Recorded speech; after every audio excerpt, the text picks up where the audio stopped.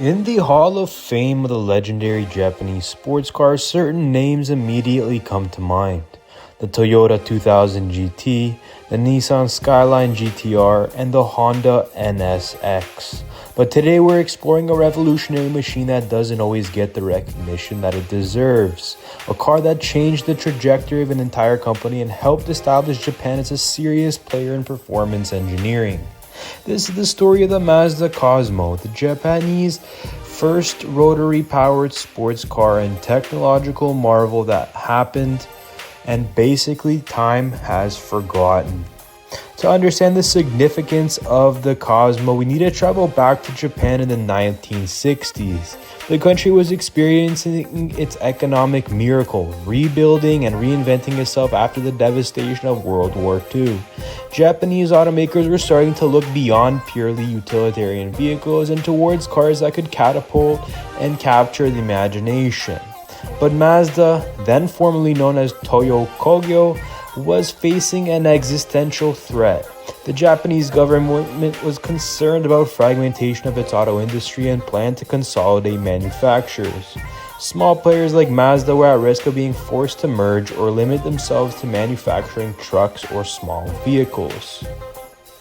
But Tsuneji Matsuda, who is Mazda's president, knew the economy needed something distinctive to ensure its survival. The technological edge that would set it apart from Toyota, Nissan, and Honda. His answer came from an unlikely source, a German company called NSU and an engineer called Felix Wankel. The Wankel rotary engine represented a radical departure from conventional piston engines, and instead of pistons moving up and down, the rotary used triangular motors spinning with epitrochoidal housings. The design promised several advantages: smaller size, fewer parts, smoother operation, and higher power output relative to displacement. But there was a catch. The technology was still experimental. NSU and other licenses around the world were struggling with significant reliability issues, particularly with apex seals, the critical components that maintain compression between the rotor tips and the housing walls. And in 1961, Mazda acquired a license to develop and produce the rotary engine.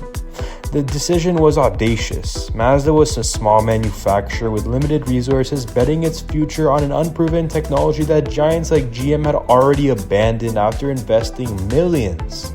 Kenichi Yamamoto, who would later become Mazda's chairman, led a team of engineers called the 47 Samurai, dedicated to solving the rotary's problems.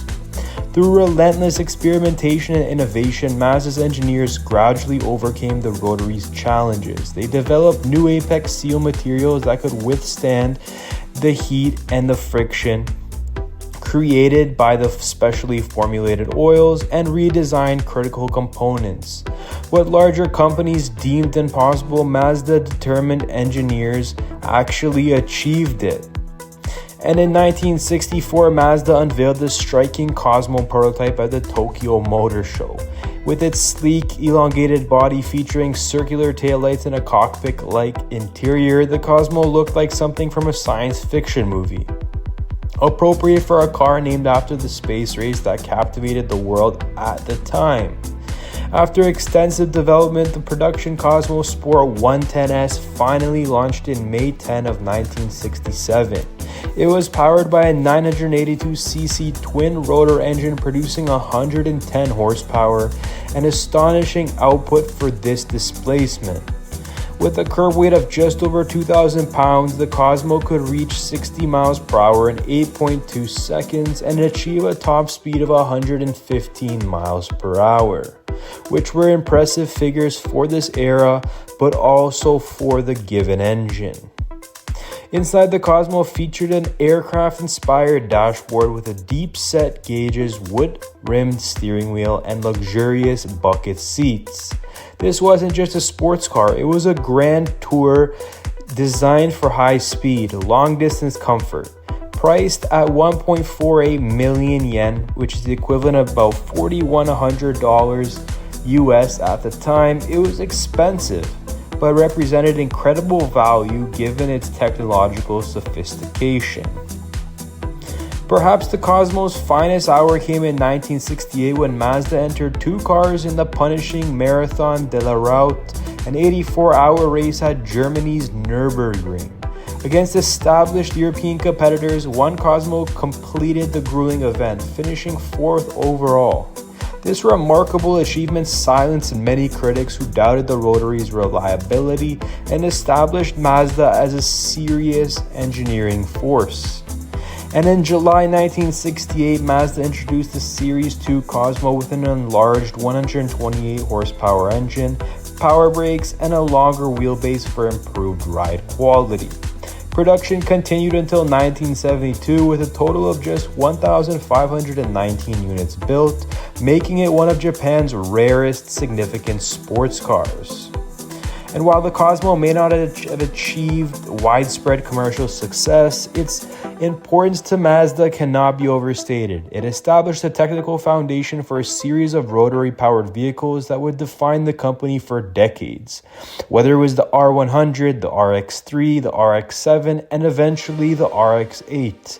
More importantly, it secured Mazda's independence by proving to the Japanese government that the company possessed unique, valuable technology.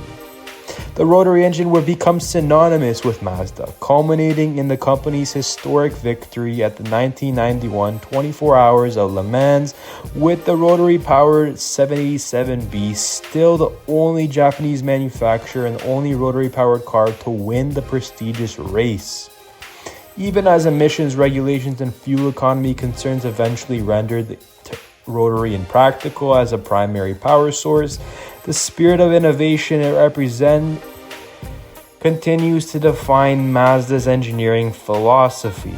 Today, surviving Cosmos are coveted collector's items, with pristine examples commanding prices well into the six figures. They represent not just a beautiful sports car, but a pivotal moment in automotive history, when a small, determined company bet everything on an unconventional technology and changed its destiny. The Mazda Cosmo may be a car that time forgot, overshadowed by later Japanese icons, but its legacy lives on in every Mazda vehicle that prioritizes driving enjoyment and engineering innovation. It stands as testament to the power of technical ambition and the impact of pursuing the road less traveled. And in the story of Japanese performance cars, the Cosmo deserves to be remembered not just as fascinating footnotes, but as a pioneering giant that truly was. The car that helped put Japan on the global sports car map and saved an entire company in the process. Thank you guys for joining us as we look back at this revolutionary Mazda Cosmo. If you enjoyed this exploration, like, subscribe, comment below, and what other forgotten auto pioneers you would like us to cover next. Let us know, and we'll see you in the next one.